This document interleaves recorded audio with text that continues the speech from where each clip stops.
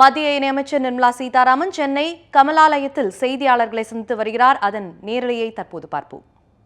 தப்பு பண்ணியிருந்தா அவங்க மேலே ஆக்ஷன் எடுக்க வேண்டியது, ப்ளஸ் ஒரு விசாரணை கூட போட்டிருக்கதா கேள்விப்படுறோம். அதனால் விசாரணை நடக்கட்டும், ஓப்பனாக நல்லபடியாக நடக்கட்டும். விசாரணை மக்களுக்கு எந்த விதமான இடையூறு இல்லாமல் நடக்கணும், யாரையும் கஷ்டப்படுத்தாமல் நடத்தணும், நியாயமாக நடக்கணும். அதில் போலீஸ் யாராவது தப்பு பண்ணியிருந்தால் ஆக்ஷன் எடுப்பேன்னு சொன்ன அந்த வாக்கை அவர் நிறைவேற்றணும். ஒன்று. ரெண்டாவது, வயலன்ஸ் வந்துச்சு, அதுக்கு முன்னாடி வர அரை வழியில் நல்ல போராட்டம் நடத்திட்டு தான் இருந்தாங்க. ஆனால் வயலன்ஸ் வரத்துக்கு காரணம் என்னாச்சு? யார் வந்தாங்க? யார் ஊடுருவினாங்க? தேச விரோத சக்திகள் வந்ததுன்றதுல ஒரு டவுட் இல்லைங்க. இல்லைன்னா அரை வழியில் நடந்துட்டு இருந்த போராட்டம் எப்படி அது திசை மாறிது?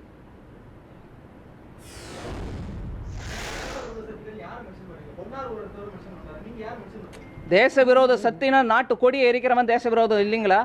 நீங்கள் அது இல்லைன்னு சொல்லுவீங்களா? இல்லைங்க, நாங்கள் அப்படியெல்லாம் குறிப்பிட்டேன்னு சொல்ல. அங்கே யாரெல்லாம் சக்திகள் வந்தாங்களோ அதை பார்க்கறதுக்கான இன்ஸ்டிடியூஷனல் ஃப்ரேம்வொர்க் இருக்குது. அதை செக் பண்ணுறதுக்கான அதிகாரம் போலீஸ்க்கு இருக்குது, வேறு இன்டெலிஜென்ஸ் ஏஜென்சிஸ்க்கு இருக்கும், அது ஸ்டேட் லெவல்லையும் இருக்கும், சென்ட்ரல்லையும் இருக்கும். அவங்க பார்த்து எடுப்பாங்க. ஆனால் நாட்டு கொடிக்கு இகழ்வா பேசுகிறவங்க, நாட்டில் தேர்ந்தெடுக்கப்பட்ட ஒரு பிரதம மந்திரிக்கு எகேன்ஸ்ட் அங்கே கோஷம் எழுப்பினவங்க, இவங்கெல்லாம் டெஃபினட்டாக தேச விரோத சக்தி தான். நீங்களும் நாங்களும் எழுப்போமா? அது யார் பிரதம மந்திரியாக இருந்தாலும் நம்ம நாட்டு பிரதம மந்திரி, நம்ம நாட்டு கொடி இல்லைங்க. எங்க வாதங்க இது?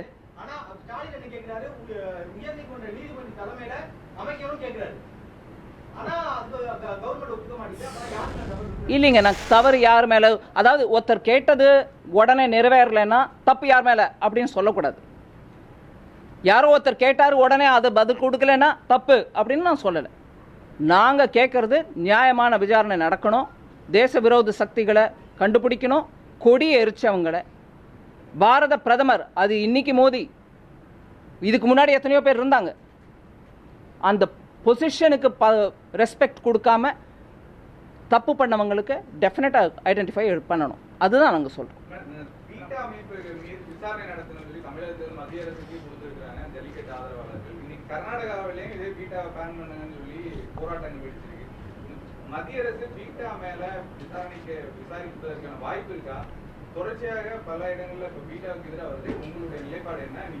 இல்லை, இந்த மாதிரி ரெப்ரசன்டேஷன் வந்துச்சுன்னா அதில் என்கொயர் பண்ணுறதான டியூட்டி சென்ட்ரல் கவர்மெண்ட் எடுத்துக்கும். அது பண்ணணும்னா பண்ணுவாங்க. ஆனால் பண்ணக்கூடாதுன்னு நான் சொல்லலை. பீட்டா மேலே விசாரணை நடத்தணும்னா நடத்தட்டும்.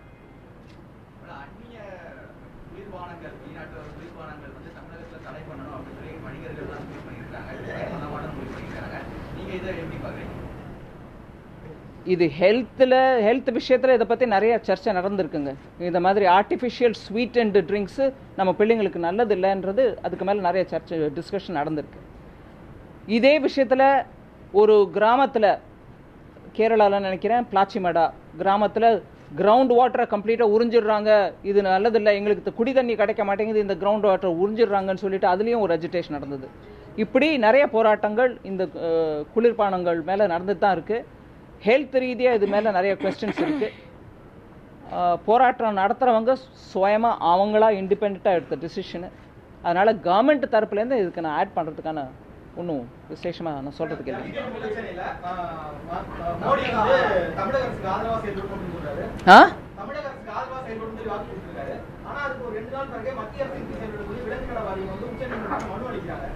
உச்ச நீதிமன்றத்தில் there is no animal welfare board case. நான் உங்களுக்கு சொல்கிறேன்ல, கேஸ் இல்லைன்னு பிறகு அதுக்கப்புறம் என்னங்க டிஸ்கஷனு? விட்ரா பண்ணிட்டாங்க.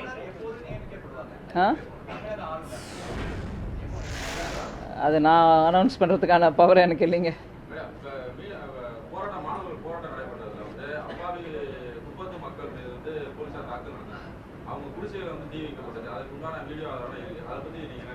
இல்லை, அந்த விசாரணை அந்த வீடியோலாம் அவங்க சம்மந்தப்பட்டவங்க கொடுக்கணுங்க. அதான் சொல்கிறேன், அப்பாவி பொதுமக்கள் மேலே இந்த மாதிரி இல்லை அவங்க குடிசைகளை எரிக்கிறதோ இந்த மாதிரி விஷயம் நடந்துச்சுன்னா வீடியோ ரெக்கார்டிங்கும் இருக்குன்னு நீங்கள் சொல்கிறீங்க. அந்த விசாரணை குழுவில் அதை கொண்டு போய் கொடுக்கறது நல்லது. அந்த மாதிரி நடந்திருந்தால் அதுக்கெல்லாம் தடுப்பு நடக்கணும். கவர்மெண்ட்டில் பனிஷ்மெண்ட் யார் கொடுக்கணுமோ கொடுக்க தான் வேணும். மக்கள் மீது அது பண்ணக்கூடாது. ஒரு நிமிஷம். மத்திய அரசு தொடர்ந்து தமிழகத்தை புறக்கணிக்குது, வறட்சி நிவாரணங்கள் சரியாக வரல, பக்கத்துல இருக்கக்கூடிய ஆந்திர மாநிலத்துக்கு கிடைக்குது ஆனா தமிழகத்துக்கு கிடைக்கல அப்படின்ற ஒரு குற்றச்சாட்டு வச்சிருக்காரு. அது நீங்க எப்படி பாக்குறீங்க? அதை ஒரு கொஞ்சம் எடுத்து விளக்கமா நிறைய டேட்டாவோட சொன்னா அதுக்கு பதில் கொடுக்குறேங்க. சும்மா நம்ம கற்பனைக்கு உகந்து ஆஹா இப்படி வரலைங்க இல்லைங்க ஒரு நிமிஷம். எல்லாத்துலேயும் நம்ம ஸ்வீப்பிங் ஜெனரலைசேஷன் பண்ணக்கூடாது. ஒரே கையில் எல்லா இதையும் போடுறேன் அதையும் போடுறேன் எல்லாத்துலேயுமே நீங்கள் இக்னோர் பண்ணிட்டீங்கன்னு சொல்கிறது தப்பான வழி. எந்த இடத்துல உங்களுக்கு சரியான அமௌண்ட் வரல, சென்ட்ரல் டீம் வந்திருக்கு, இப்போ வந்து பார்த்துட்டு போயிருக்குது. நான் நீங்கள் உதாரணத்துக்கு என்ன சொல்ல விடுங்க. நீங்கள் ஒரே உதாரணத்தில் 30 விஷயம் சேர்க்குறீங்க. கொஞ்சம் நான் கூட ஒரு உதாரணத்தோடு சொல்கிறதுக்கான அனுமதி கொடுக்கணுங்க. வரதாக்கு சொன்னோம் நம்ம. இப்போது இந்த ட்ரவுட் சிச்சுவேஷனுக்கு டீம் வந்துட்டு பார்த்துட்டு போயிருக்கு. எல்லாத்துக்கும் ஒரு ப்ராசஸ் இருக்குங்க. அந்த ப்ராசஸில் இருக்கிறவங்க நான் இல்லை, எங்கள் கட்சிக்காரன் இல்லை, கவர்மெண்ட்டில் எப்போதும் இருக்கக்கூடிய ஒரு ஆஃபீஸர்ஸ் இந்த விஷயத்தை பண்ணக்கூடியவங்க. அவங்க வந்து அசஸ் பண்ணிட்டு போயிட்டு அந்த அசஸ்மெண்ட் பேசிஸில் தான் கொடுக்குறாங்க. அந்த அசஸ்மெண்ட் பேசிஸ் கிடச்ச பிறகு எவ்வளோ ஃபண்டு கொடுக்கணுமோ அந்த ஃபண்டு கொடுக்குறாங்க. அதனால் எந்த ஒரு ஸ்டேட்டையும் ஒதுக்கி வைக்கக்கூடிய மனப்பான்மை எங்களுக்கு இல்லை. டீம் இந்தியான்னு சொல்லிட்டு போகிறது என்ன, பிரதம மந்திரியே அப்பப்போ சொல்லிட்டு தான் இருக்காரு, எல்லா மாநிலங்களும் ஈக்குவலாக முன்னேறலைன்னா பாரத நாடு முன்னேறாது அப்படிங்கிற லைனில் தான் அவர் போகிறார். இந்த நாட்டை அவரும் ஒரு சீஃப் மினிஸ்டராக இருந்தார் ஒரு காலத்தில், நம்ம மறந்துட வேணாம். அப்போ இருந்த என்ன சொல்கிறது சிஸ்டர்லி ஸ்டெப் மதர்லி ட்ரீட்மெண்ட் குஜராத்துக்கு அப்போ கிடச்சி அவர் அவசப்பட்டதெல்லாம் நம்ம எல்லாருக்கும் தெரியும். அதனால் அவர் அதை அனுபவித்ததை இன்னொருத்தருக்கு அவர் கொடுக்க மாட்டார். அந்த மாதிரி ட்ரீட்மெண்ட் கொடுக்கக்கூடிய மனநிலை எங்களுக்கும் இல்லை, எங்கள் தலைவருக்கும் இல்லை. அதனால் எந்த ஒரு ஸ்டேட்டையும் புறக்கணிச்சிட்டு நாங்கள் க்ரோத் பற்றி பேசுறது. இருங்க ஒரு நிமிஷம் இருங்க, உங்களுக்கு நான் இப்போ தான் பதில் சொன்னேன், அவர் கேட்போம்.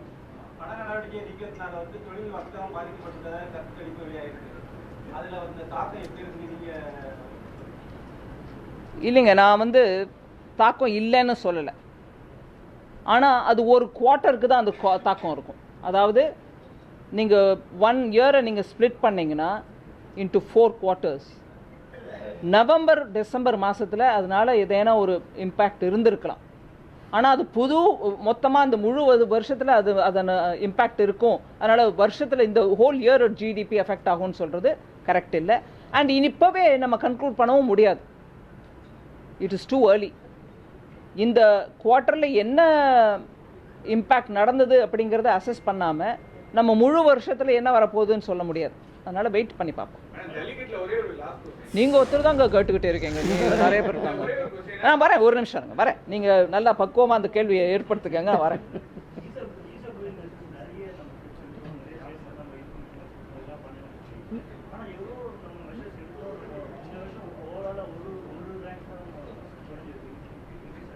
இதில் 2-3 விஷயங்க. ஈஸ் ஆஃப் டூயிங் பிஸ்னஸில் நாடு முழுவதும் எல்லா ஸ்டேட்லேயும் ஆக்ஷன் எடுக்க சொல்லி நாங்கள் ஒர்க் பண்ணிட்டு தான் இருக்கோம். எல்லா ஸ்டேட்டும் கோஆப்ரேட் பண்ணுறாங்க. ஆனால் வேர்ல்ட் பேங்க்கில் அவங்களோட சிஸ்டம் சர்வே எடுக்கிற மெத்தடாலஜியில் டெல்லி மும்பை 2 தான் கணக்கில் எடுக்கிறாங்க. அந்த டெல்லி மும்பையில் கூட கவர்மெண்ட் ஆஃபீஸர்ஸோ இல்லை ரெகுலேட்டரி பாடிஸோ அவங்க பேசுகிறதில்ல, ஸ்ட்ரெயிட் இண்டஸ்ட்ரியலிஸ்ட்டோடு பேசுகிறாங்க.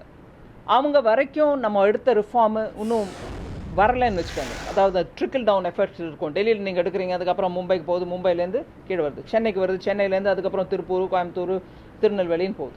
அந்த ட்ரிக்கிள் டவுன் எஃபெக்டில் டைம் ஆச்சுன்னா லாஸ்ட் லெவலில் இருக்கக்கூடிய இண்டஸ்ட்ரியலிஸ்ட்டுக்கு அதோட பெனிஃபிட் வந்து சேர்ந்துருக்காது. அந்த நிலையில் நீங்கள் அவரை கேள்வி கேட்டிங்கன்னா எனக்கு அதனால் பெனிஃபிட் வரலன்னு தான் சொல்வார். அதனால் அந்த trickle down effect is taking time. அதனால தான் நாங்கள் இப்போ என்ன பண்ணுறோன்னா ஸ்டேட் கவர்மெண்ட்டோட மாத்திரம் பேசாமல் லோக்கல் பாடிஸோடையும் பேசுகிறோம். அதாவது முனிசிபாலிட்டிஸ், கார்பரேஷன்ஸ், பஞ்சாயத்ஸ் அவங்களோடையும் பேசுகிறோம். கொஞ்சம் துரிதப்படுத்துங்க, நாங்கள் அங்கே சட்டம் எடுத்துகிட்டு வந்தோமே தவிர அதோட எஃபெக்ட் இங்கே வரமாட்டேங்குதேன்னு. ப்ளஸ் ரெஸ்ட் ஆஃப் த கண்ட்ரியில் இருக்கக்கூடிய டெவலப்மெண்ட்ஸ் அந்த ease of doing business World Bank இதில் கவர் ஆகிறதில்ல. அதனால் மீதி ஸ்டேட் ஃபாஸ்ட்டாக பண்ணால் கூட அந்த 2 சிட்டியில் மாத்திரம்தான் ரெஸ்பாண்டன்ஸ் வராங்க. அதனால் கொஞ்சம் we'll have to wait.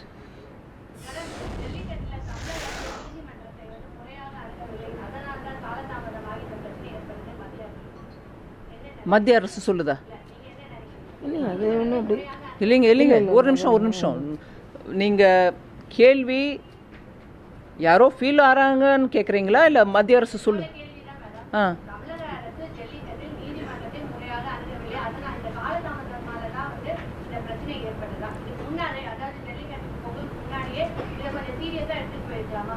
இல்லை, அதாவது நீதிமன்றத்தில் என்ன ஆகுதுன்னா ஒரு ஷெட்யூல் பிரகாரம் அவங்க போகிறாங்க. இதில் நம்ம துரிதப்படுத்துறதுனாலையோ இல்லை காலதாமதம் படுத்துறதுனாலையோ ஒன்றும் பெரிய டிஃப்ரென்ஸ் வராது. இந்த மாதிரி பெரிய பாலிசி மேட்டர்ஸில் காலதாமதம் படுத்திருந்தோம்னா தெரிஞ்சிடும் பப்ளிக் எல்லாருக்கும். இல்லை நாங்கள் வரல ஹியரிங்க்கு, போஸ்ட்போன் பண்ணுங்கன்னு சொல்லிட்டே போனேன். எனக்கு தெரிஞ்சு இந்த விஷயத்தில் ஜனவரிலேருந்து கண்டினியூஸாக ஹியரிங் நடந்துட்டு தான் இருக்குது. டிசம்பரில் லாஸ்ட் ஹியரிங்கும் ஆயிடுச்சு. ஆல்மோஸ்ட் இது கன்க்ளூஷன் வருன்ற நிலையில் தான் இருக்குது இப்போ. அதனால் சீக்கிரத்தில் ஒரு கோர்ட்லேருந்தும் வேர்டிக்ட் வந்துடும் தான் நான் எதிர்பார்க்குறேன்.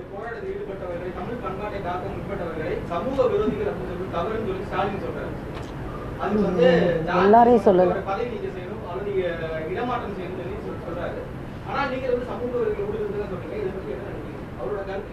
இல்லைங்க, ஒரு நிமிஷம் ஏங்க, இல்லை ஒரு நிமிஷம் இருங்க. தமிழ்நாட்டில் இருக்கிறதுனால அவர் சொல்கிற கருத்துக்கு நான் ஒத்துக்கணுங்கிறீங்களா? இல்லை ஒரு நிமிஷம், எனக்கு புரியல உங்கள் கேள்வி. சொல்லுங்கள். தமிழ்நாட்டில் இருக்கிறவருன்னு நீங்கள் சொல்கிறீங்களே, அப்படின்னா நான் பேசவே கூடாதுங்க. நான் டெல்லியில் இருக்கிறேன். நேரடியாக பார்த்தவங்க இருக்காங்க இந்த நாட்டில். ஒரு நிமிஷம் தயவு பண்ணி கேளுங்க. என் பதில் சொல்லணுமா இல்லை வேணாமா? சொல்லணும் இல்லைங்க. தமிழ்நாட்டில் இருக்கிறவர் சொல்கிறார் அப்படின்னு நீங்கள் சொல்கிறீங்க. அதனால் என்கிட்ட கேள்வியை நீங்கள் கேட்கக்கூடாது. நான் தமிழ்நாட்டில் இல்லைங்க. விஷயம் அப்படி பார்க்கக்கூடாதுங்க தயவு பண்ணி. நான் உங்களுக்கு வித் மை ஆல் ஹியூமிலிட்டி நான் சொல்கிறேன், விஷயத்தை அப்படி பார்க்காதீங்க. இது கலாச்சாரத்தோடு சம்மந்தப்பட்டது அப்படின்னு ஒரு தரமும், கலாச்சாரத்தோடு சம்மந்தப்படல அப்படின்னு இன்னொரு தரமும் நம்ம சொல்கிறதுக்கு இல்லைங்க. இது மக்களோட அசோசியேட்டட் விஷயம். இது நம்மளுக்கு நம்ம அரசியலுக்கு உகந்த மாதிரி ஒவ்வொரு விதமாக திருப்பக்கூடாது. நீங்கள் பார்த்தீங்க, பொதுமக்கள் வந்துட்டாங்க ரோடு. ஏங்க ஒவ்வொரு பொங்கலுக்கும் இப்படி தான் நடந்துட்டுருக்குமான்னு கேட்குறாங்க. இது கலாச்சாரத்தோடு சம்மந்தப்பட்டது. இப்போது கலாச்சாரத்தை பற்றி பேசாத அப்படின்னு இன்னொரு தரம் வேணாங்க. இதெல்லாம் நம்மளுக்கு வேணவே வேணாம். முதல் நாளிலிருந்தே பிஜேபிக்கு எதிராகவும் அல்லது மாநில அரசுக்கு எதிராகவுமே கோஷங்கள் எழுப்பப்பட்டே இருக்கு. முக்கியமா எதிராக நிறைய கோஷங்கள் பெரும்பாலான மாணவர்களுக்கு எழுப்பப்பட்டது. இதுல நீங்க சமூக வலைதளத்தில் உள்நோக்கம் இருக்காது. நீங்கள் தயவு பண்ணி இதே கேள்வியை எத்தனை விதமாக நீங்கள் கேட்டாலும் நான் கிளியராக நான் சொல்கிற பதில் தான் சொல்லிட்டு இருக்கிறேன். தயவு பண்ணி ஒரு தரம் பொறுமையை கேளுங்க. தமிழ்நாட்டிலேருந்து மக்கள் ரோடுக்கு வந்து இது பெரிய விஷயமா எடுத்தது தப்பில்லை. ஏன்னா உணர்ச்சி அவங்களுக்கு எப்படி இருக்குன்னா, ஒவ்வொரு பொங்கலுக்கும் இப்படியே போயிட்டுருக்கு. எப்போ வரும் சொல்யூஷன்? நாங்கள் பதில் கொடுக்கறதுக்கு தயாராக இருக்கோம். பிஜேபிக்கு விரோதமாக இருக்குன்றதுனால நிலைப்பாடு மாறாது. நாங்கள் முதல்லேருந்தே ஜல்லிக்கட்டு வேணும்னு தான் சொல்லிட்டு இருக்கோம். நீங்கள் எத்தனை இந்த கேள்வியை மக்கள் அங்கே பிஜேபிக்கு எகென்ஸ்டாக, மோதிக்கு எகென்ஸ்டாக பேசினாங்கன்னு விஷயத்தை புரிய வைக்க வேண்டிய பொறுப்பு எங்களுக்கு இருக்குன்றதுனால அங்கே புரிய வச்சுட்டு தான் இருப்போம். அப்பவும் சொன்னோம், இப்போவும் சொல்கிறோம். இது எங்கள் நிலப்பாட்டில் ஏதான மாறுதல் இருந்திருந்தால் நீங்கள் கேள்வி கேளுங்க. ஒன்று. ரெண்டாவது, தமிழ்நாட்டு கலாச்சாரத்தை அவர் இங்கேருந்தே சொல்லிட்டு இருக்காரு அப்படின்னு நீங்கள் தயவு பண்ணி அந்த லைனை சொல்லாதீங்க. தமிழர்கள் வெளிநாட்டில் இருக்காங்க நிறைய பேர். அவங்க பேசக்கூடாதா? இந்த விஷயத்தை பற்றி பேச முடியாதா? இல்லை பேசுகிறதுக்கு அதிகாரம் இல்லையா? தமிழன் யாருன்றதே நெக்ஸ்ட் டிஃபைன் பண்ணுவீங்களா? அப்படி இல்லைங்களே. தயவு பண்ணி நான் சொல்கிறது என்னென்னா, பிஜேபி ஒருவேளை தன்னுடைய நிலப்பாட்டை மாற்றிருந்தா கேள்வி கேளுங்க, விரோதமாக பேசுங்க. நாங்கள் தான் முதலேருந்தே சொல்லிகிட்டே இருக்கோம், நாங்கள் ஜல்லிக்கட்டு கோசம் போராடுவோம், ஜல்லிக்கட்டு வேணும், கரெக்டு நடத்தணும். ஸோ எங்கெங்க பிஜேபிக்கு எகென்ஸ்ட் வாய்ஸு போடுறவங்களுக்கு விளக்கம் சொல்லணும். முதலேருந்து வந்துட்டுருக்கு குரல், மோதிக்கு எகென்ஸ்டாக வந்துருக்கு குரல். அப்படின்னா குரல் வர்றதுனால அது தப்பு ஒப்பாயிடுது. நாங்கள் பண்ணது சரி அப்படின்னு நாங்கள் சொல்லத்தான் வேணும், சொல்லிட்டு தான் இருப்போம், முதலேருந்தே சொல்லிகிட்ருக்கோம். அதனால் அவர் அப்படி சொல்கிறாரு. அதனால் உங்கள் நிலப்பாடு என்னன்னு கேட்டால் நான் சொல்ல வேண்டிய பொறுப்பு எனக்கு இல்லைங்க. அவரை தான் கேட்கணும், நீங்கள் ஏன் அப்படி பேசுகிறீங்க? இப்பவும் அச்சம் இருக்கு, இந்த சட்டத்துக்கு தடை பெறலாம்ன்ற அச்சம் இன்னும் இருக்கு. இந்த சட்டம் வலுவானதுன்னு நினைக்கிறீங்களா? தடை பெற்றா கூட மத்திய அரசால மேலும் இதுக்கான வழி கொண்டு வரும் அப்படின்ற சூழல் இருக்கும் பாருங்கன்னா, அந்த சட்டம் வலுவானதா இல்லை. முதல்லங்க ஆர்டினன்ஸ் வந்துச்சு, அவசர கால சட்டம். அதே போதும், நான் அதே போதும் நிறுத்துங்கன்னு சொல்லலை.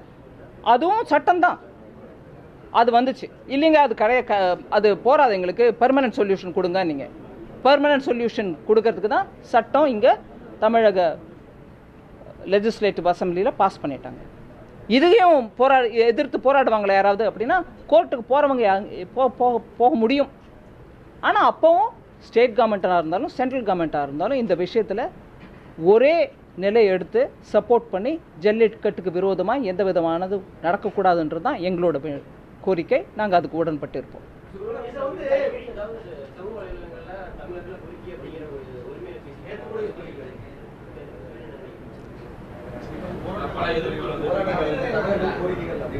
எனக்கு பர்சனலி நான் சொல்றேங்க. என்னங்க?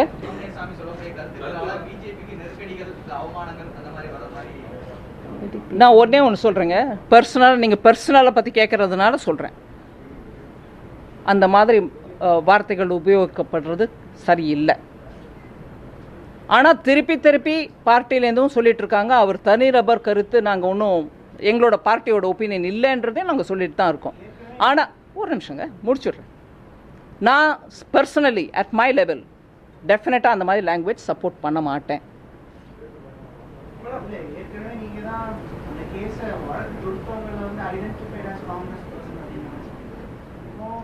அப்படி மாதிரி சொல்ல நீங்க போய் செக் பண்ணுங்க, அதுதான் உண்மை.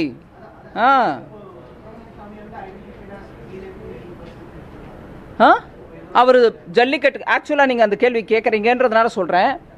மீதி விஷயத்தை பத்தி நான் பேசல. இந்த ஸ்பெசிபிக் விஷயம்ல அவர் கொடுத்திருக்கிற அஃபிடவிட் ஜல்லிக்கட்டு எத்தனை பழமையானது, அது எதனால் காப்பாடப்பட வேண்டும்ன்றது தான் அவர் அஃபிடவிட் கொடுத்துருக்காருங்க. நான் இந்த லாங்குவேஜ் விஷயத்தில் நான் ஆல்ரெடி சொல்லிட்டேன், நான் ஒத்துக்கலன்னு. ஆனால் அஃபிடவிட் நெச்சத்தையும் நம்ம புரிஞ்சுக்கணும். அவர் போட்டிருக்கிற அஃபிடவிட் ஜல்லிக்கட்டுக்கு ஃபேவராக தான் போட்டிருக்காரு, அதையும் நம்ம புரிஞ்சுக்கலாம்.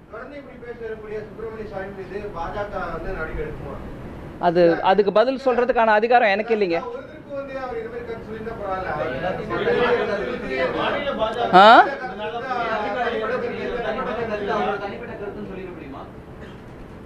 டெஃபினட்டா தனிப்பட்ட கருத்து சொல்ல முடியாதா, சொல்லக்கூடாதா?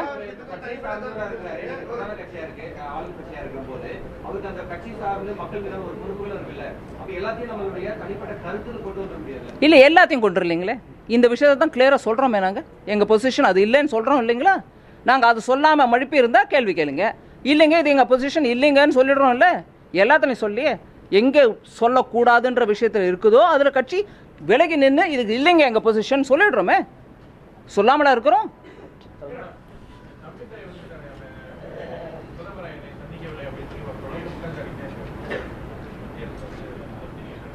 இல்லைங்க, எனக்கு ரொம்ப வருத்தமாக இருந்தது அந்த ஸ்டேட்மெண்ட். அவர் துணை சபாநாயகர், அவரோட எனக்கு டெல்லியில் பார்லிமெண்ட்டில் மீட் பண்ணுற சந்தர்ப்பம் நிறைய இருந்திருக்கு. அவரும் என்னை சில விஷயத்தில் பார்த்து பேசியிருக்கார், என்னோட மினிஸ்ட்ரி சம்மந்தப்பட்ட விஷயத்தில். ஆனால் இந்த விஷயத்தில் எனக்கு with all due respects I want to differ from him. பிரதம மந்திரி தமிழ்நாட்டிலேருந்து முதலமைச்சர் வந்து பார்க்குறாரு, அவரை பார்த்தாரு, பேசினாரு, ஜல்லிக்கட்டு விஷயம் புரிஞ்சுக்கிட்டாரு, அதுக்கு என்ன பண்ணுறோமோ எங்கள் பொசிஷன் என்னன்றது விளக்கமாக சொல்லி அனுப்பியிருக்கிறாரு. அதுக்கப்புறம் கூட நீங்கள் பார்க்குறீங்க உடனடியாக 4-5 மினிஸ்ட்ரிஸ் எத்தனை உதவி பண்ணணுமோ எத்தனை இதில் ஹெல்ப் பண்ணணுமோ பண்ணிகிட்ருக்காங்க. சொல்யூஷன் கொடுக்காம இல்லை, எங்களால் முடிஞ்ச அளவுக்கு கோஆப்ரேட் பண்ணி அதில் என்ன பண்ணணுமோ முதலமைச்சருக்கே நாங்கள் கூட இருந்து பண்ணுறோம் ஜல்லிக்கட்டு விஷயத்தில். அதுக்கப்புறம் நாங்கள் வந்தோம் பார்க்கல அப்படின்னா அன்ஃபார்ச்சுனேட்லி பார்க்க முடியாமல் போயிடுச்சுங்க. பிரதம மந்திரிங்கிறவர் சில சமயம் பார்க்கறதுக்கான டைம் இருக்கும், பார்க்க முடியாமலும் போகலாம். ஆனால் அதனால் தமிழ்நாட்டை மதிக்காமல் இருக்கல. ஜல்லிக்கட்டுக்கு வேணுங்கிற சொல்யூஷன் கொடுத்துருக்காரு. அதே தம்பிதுரை அவர்களும் சொல்கிறாரு, ஆமாம் இந்த விஷயத்தில் எங்களுக்கு கோஆப்ரேட் பண்ணார், ஒத்துக்கிறேன் அப்படின்னு சொல்கிறாரு இல்லைங்க. ஸோ சொல்யூஷன் வேணுமா இல்லை குற்றம் கண்டுபிடிக்கணுமாங்க? சொல்யூஷன் வேணுமா குற்றம் கண்டுபிடிக்கணுமா? அதுவுமே இல்லை. ஒரு நிமிஷம் வரேங்க. நீங்கள் எல்லாரும் அவசரமாக சேர்க்காதீங்க. கொஞ்சம் என்னோட பேசுகிற திறமை குறைச்சல், கொஞ்சம் அவருக்கு விளக்கமாக சொல்லணும்னு. அதனால் குற்றம் காண அப்படிங்கிறதுக்கோசரம் நீங்கள் எங்களை பார்க்கல, அவமதிச்சிட்டாரு இல்லைங்க. பிரதம மந்திரிங்கிறவர் பார்க்கறதுக்கான முயற்சி பண்ணுவார், முடியலன்னா முடியல. ஆனால் உங்கள் ப்ராப்ளம்க்கு சட்ட ரீதியாக எலெக்டட் கான்ஸ்டிடியூஷனல் ஹெட் தமிழ்நாட்டிலேருந்து வராரு. அவர் ஓட்டு போட்டவர்களுக்கும் போடாதவர்களுக்கும் கூட அவர் முதலமைச்சர். அவர் தமிழ்நாட்டில் இருக்கக்கூடிய ஒரு விஷயத்தை எடுத்துகிட்டு வந்து சொல்லும்போது அவரை பார்க்காம இல்லையே முதலமைச்சர் பிரதம மந்திரி. ஆனால் என்ன பார்க்கல, அதனால நீ என்னை அமைச்சிட்ட, தமிழ்நாட்டையே அமைச்சிட்டேன்னு சொல்றது சரியில்லைங்க. பார்த்துருக்கலாம், முடிஞ்சிருந்தா பார்த்துருக்கலாம், முடியாம இருக்குதுங்க. என்னங்க? இல்ல என்ன சொல்றீங்க? எனக்கு மத்திய அமைச்சர்கள் வந்து தமிழகத்தில் அதனால சப்போர்ட் பண்றாங்க. சிஎம் வந்து பிரதமர் மீட் பண்றாரு. தொடர்ந்து 2 முறை வந்து எம்பிஸ் வந்து பிரதமரை பார்க்க ட்ரை பண்ணாங்க. அவங்க 2 முறை அந்த அமைச்சரை பண்ணாங்க. இல்லை, ஒரு நிமிஷம். நான் தம்பிதுரை அவர்களுடைய அந்த ராஷ்டிரபதி பவனில் அவர் பிரசிடெண்ட்டை பார்த்துட்டு வந்த பிறகு பேசினதை நான் பார்த்தேன், டீட்டெயிலாக பார்த்தேன். நான் ஒவ்வொரு ஐட்டமாக சொல்லி அதுக்கு வந்தோம் பார்க்கல, இதுக்கு வந்தோம் பார்க்கலன்னு சொல்கிறது ஒவ்வொரு ஐட்டமுக்கும் வரலைங்க. வந்த போது பார்க்க முடியல, ஒத்துக்கிறோம். ஆனால் தமிழகத்திலேருந்து யாரையுமே பார்க்கலன்றதும் சொல்லலை. சிஎம்ஐ பார்த்துருக்காரு. இவரையும் பார்க்க முடிஞ்சிருந்தா, சமயம் இருந்திருந்தா பார்த்துருப்பாரா இருக்கலாம். எதனால் பார்க்கலன்றது எனக்கு தெரியாது. ஆனால் இஃப் டைம் பெர்மிட்டிங் பார்த்துருப்பார். ஆனால் நான் கூட்டிகிட்டு வந்த டெலிகேஷனை பார்க்காதனால தமிழகத்தையே அவமானப்படுத்திட்டீங்க, நானும் எம்பி தான் அவரும் எம்பி தான். இல்லைங்க, இதெல்லாம் வேணாம். நம்மளுக்கு தமிழ்நாட்டோட சேர்ந்து கோஆப்ரேட் பண்ணுறதுக்கு தான் பிரதம மந்திரி எல்லா முயற்சியும் எடுக்கிறார். நானும் எம்பி தான் அவரும் எம்பி தானா பார்க்க போனோமே நம்ம தான்.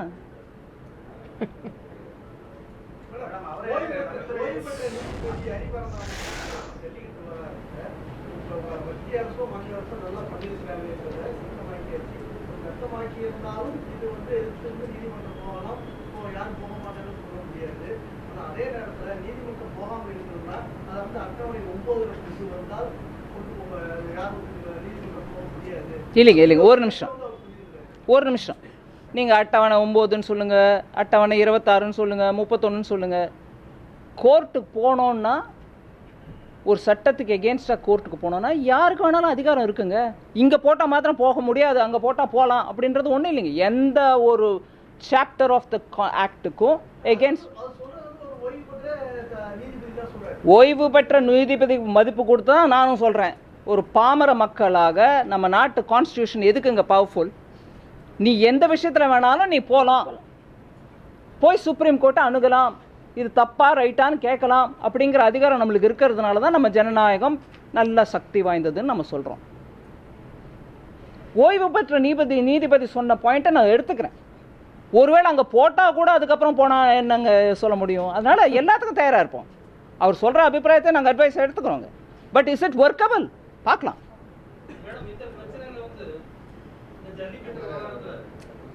ஒரே நாட்டில் வந்து மத்திய அரசும் மாநில அரசும் சேர்ந்து இவ்வளவு ஒரு முடிவை கொண்டு வந்திருக்கிறீங்க. அதுக்கு இவ்வளவு பெரிய நெருக்கடி வந்ததுனால தான் அந்த முடிவு வந்தது. இதை நீங்க சொன்னீங்க மாநில அரசு வந்திருக்கலாம், முடிச்சிருக்கலாம். நீங்க அப்ப தவறு எந்த பக்கம் நடந்திருக்கு?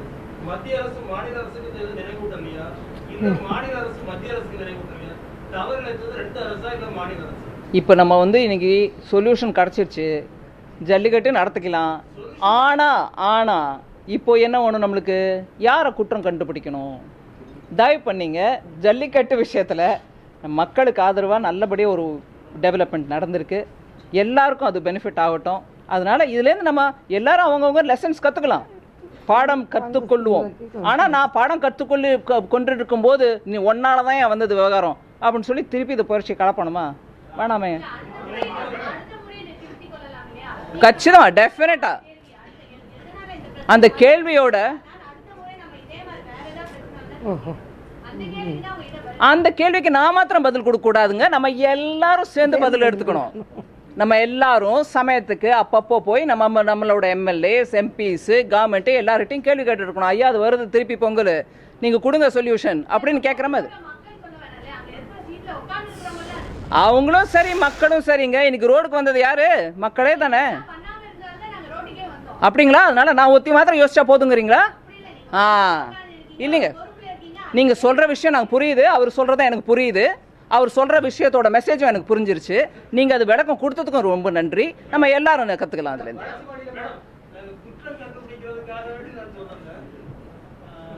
இதே முடிவுகளை வந்து இதுக்கு முன்னாடி இந்த அரசியல் மாற்றம், ஜெயலலிதா மறைவு, அந்த அரசியல் மாற்றத்துக்கு முன்னாடி இந்த அளவுக்கு ஒரு நெருக்கம், இந்த அளவுக்கு வேகமான நடவடிக்கை இல்லை. ஆனா இப்ப மத்திய அரசு வேகமா ஒரு நிமிஷம் நீங்க அழகா சொல்றீங்க. ஒரு நிமிஷம் நானும் அதுக்கு பதில் கொடுக்குறேன். 2011 இந்த நோட்டிஃபிகேஷன் வந்தபோது இதே லெசன் அப்போ கூட நம்மளுக்கு இருந்திருந்தா, அப்பவும் தோழமை கட்சியா இருந்தவங்களும் அதுல நோட்டிஃபிகேஷனை மாத்தின பெரியவங்களும் என்ன பண்ணிட்டு இருந்தாங்க? அந்த லெசன் நம்ம கத்துக்கலாம்.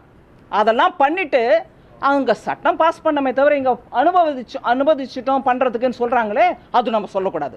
சட்டத்துக்கு விரோதமாக இங்கே நீங்கள் பண்ணிக்கங்க ஜல்லிக்கட்டுன்னு பேசுகிறது தப்பு. அது நம்ம கற்றுக்கலாமா? அது ஒன்று நம்ம எல்லாரும் கற்றுக்கலாம். சட்டம் ஒரு விதத்தில் பாஸ் பண்ணிவிட்டு நோட்டிஃபிகேஷன் இஷ்யூ பண்ணிவிட்டு இன்றைக்கி பிஜேபி சரியாக பண்ணலன்னு சொல்கிற அதே கட்சி அங்கே சட்டம் பாஸ் பண்ணிட்டோம், ஆனால் நாங்கள் இங்கே அலோவ் பண்ணிட்டோம் ஜல்லிக்கட்டு நடத்திக்கங்கன்னு சொல்லி அப்படின்னு ஒரு பொறுப்புள்ள கட்சி பேசுகிற பேச்சாது. அதனால் லெசன்ஸ் நிறைய கற்றுக்கலாம். ஆனால் பச்சை நம்ம எடுத்து இங்கே பப்ளிக்கில் சொல்லிட்டு இருந்தோம்னா திருப்பி கல்லெறிஞ்சிக்கிட்டு இருக்கிற வியாபாரம் தான். அது வேணாம். மக்களுக்கு நல்லது நடக்கணும், எல்லோரும் சேர்ந்து ஒத்துழைப்போம். இதுலேருந்து வரக்கூடிய லெசன்ஸ் எல்லோரும் கற்றுக்குவோம், குவைட்டாக கற்றுக்குவோம். பப்ளிக்கில் கற்றுக்கிட்டு 4 அடி போட வேணாம் ஒவ்வொருத்தருக்கு. எல்லோரும் நம்ம தமிழ் மக்கள் தான். அறிவிக்கப்படுங்க, சீக்கிரத்தில் பண்ணுவாங்க. ஆமாம், அதனால தானே வந்தாங்க இங்கே டீம். ப்ராசஸ் இருக்குது, ப்ராசஸ் நடந்துட்டு. நிர்வாகத்துல மத்திய பாஜக அரசோட ஈடுபாடு இருக்கு அப்படின்னு சொல்லிட்டு தற்போதைய பொதுச் செயலாளரோட கணவர் நடராஜன் குற்றம் சாட்டிருக்காரு. இதை பத்தி நீங்க என்ன நினைக்கிறீங்க? அதே மாதிரி ஜெயலலிதா அவர்கள் தொடர்ச்சியா எதிர்த்த திட்டங்களை மத்திய அரசு மிரட்டி பணிய வச்சுதான் இந்த திட்டத்துக்கெல்லாம் கையெழுத்து போட வச்சதாகவும் ஒரு குற்றச்சாட்டு இருக்கு. உதாரணத்துக்கு உதய் திட்டம், ஜிஎஸ்டி, உணவு பாதுகாப்பு திட்டம். ஜிஎஸ்டிக்கு தான் வாக் அவுட் பண்ணாங்களே. வாக் அவுட் பண்ணி இப்ப கையெழுத்து போடுறேன்னு சொல்லிருக்காங்க. ஜிஎஸ்டி வாக் அவுட் பண்ணாங்களா இல்லைங்களா? வாக் அவுட் பண்ணாங்க. நாங்க தடுத்தோமா? அதேதான் அவரும் சொல்றாரு. இல்ல நான் யார் சொன்னதுக்கெல்லாமோ நான் பதில் கொடுக்க மாட்டேங்க, தயவு பண்ணி.